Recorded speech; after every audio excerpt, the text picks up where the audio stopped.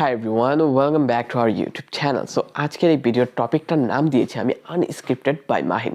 So এখানে মূল কথা হচ্ছে আজকে মাহিন যেই অবস্থানে রয়েছে আমি যদি আমার পাস্টের মাহিনকে কোনো উপদেশ দিতাম তাহলে আমি তাকে কী কী সাজেশন করতাম বা কোন রোড ম্যাপটা দিতাম তাকে লাইফে আর ক্যারিয়ারে আগানোর জন্য, সেই জিনিসটাই আমি আনস্ক্রিপ্টেডভাবে আপনাদের সামনে তুলে ধরার চেষ্টা করবো থ্রু আউট দ্য ভিডিও।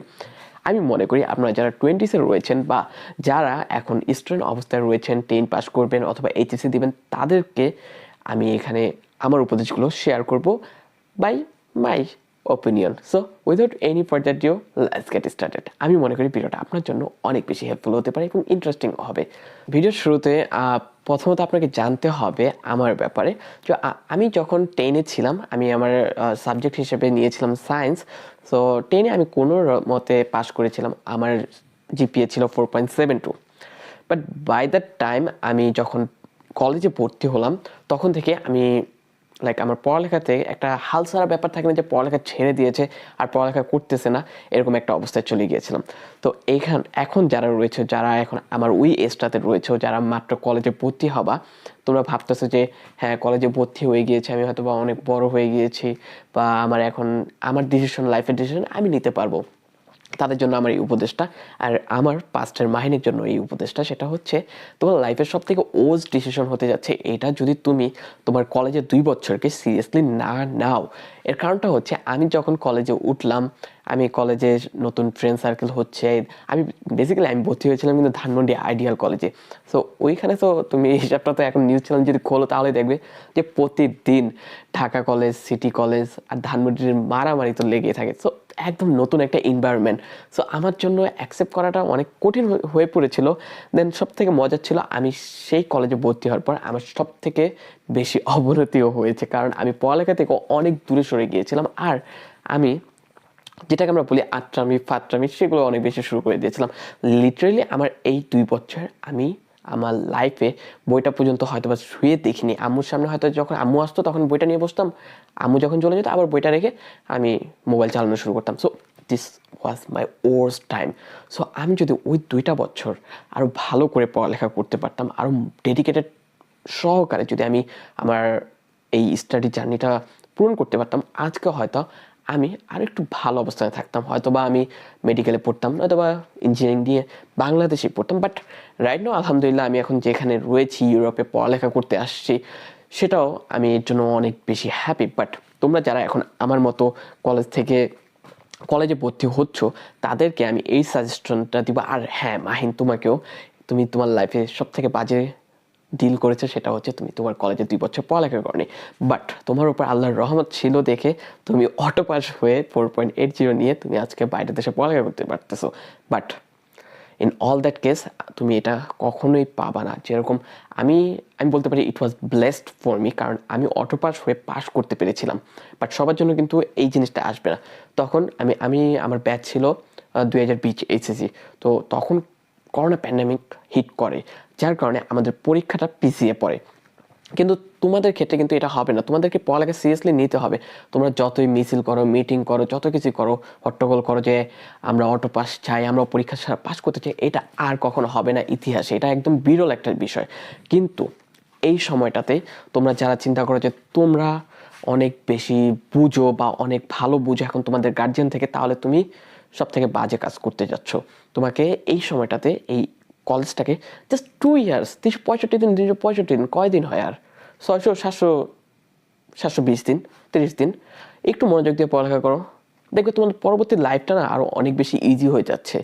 আজকে আমি প্রায় 5 বছর স্টাডি গ্যাপ দিয়ে তারপর আবার পড়ালেখা শুরু করেছি, যখন আমি রিয়েলাইজ করলাম যে yes I need to be study, আমার পড়ালেখা করতে হবে এছাড়া।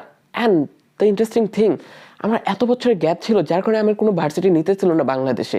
তুমি বুঝতে পারতেছো literally how desperate I was to study again. এখন আমি ইউরোপে এসে যেই কান্ট্রিগুলো স্টাডি ক্যাপ অ্যাকসেপ্ট করে সেই কান্ট্রিগুলোতে এসে দেন আমি আমার স্টাডি জার্নিটা আবার শুরু করেছি। I was that much desperate for study.